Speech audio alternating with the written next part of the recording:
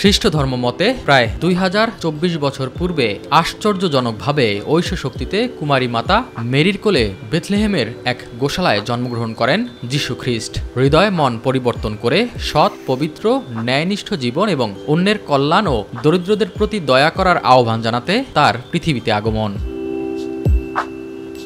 মানবজাতির প্রতীক্ষিত মুক্তিদাতা যিশু 30 বছর বয়সে প্রকাশ্যে প্রচার কার্য শুরু করেন। পাপ, অসত্য, অন্যায় থেকে মন ফিরিয়ে সত্য, সুন্দর ও ভালো কাজে মনোনিবেশ করার আহ্বান জানান তিনি। তার অমীয় বাণী, পাপীকে নয়, পাপকে ঘৃণা করো।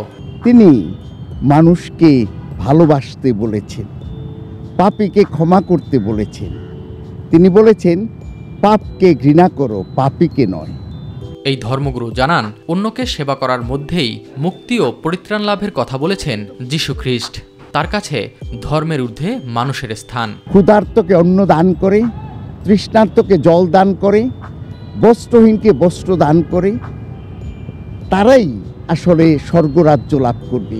আমরা যখন দীনদরিদ্র মানুষদের সেবা করি, তখন সেই সেবা তিনি গ্রহণ করেন। খ্রিস্ট ধর্ম সমস্ত মানবজাতির মধ্যে একটা সেতুবন্ধন স্থাপনের কথা বলে। যিশুর জন্মদিন, বড়দিনে সেই ভ্রাতৃত্ব আরও বেশি করে প্রকাশ পায় বলে মনে করেন তিনি। আমাদের মধ্যে যাতে একতা, ভ্রাতৃত্ব, সম্প্রীতি স্থাপিত হয়, সেজন্য তিনি আমাদেরকে বলেছেন আমরা যাতে সবার সাথে সবাইকে ভালোবাসি, সবাইকে ক্ষমা করি, একত্রে বসবাস করি।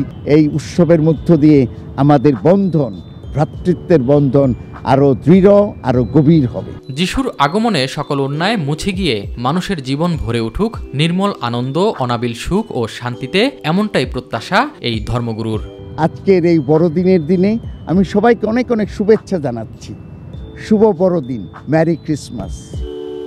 S M Arif, my TV, Dhaka.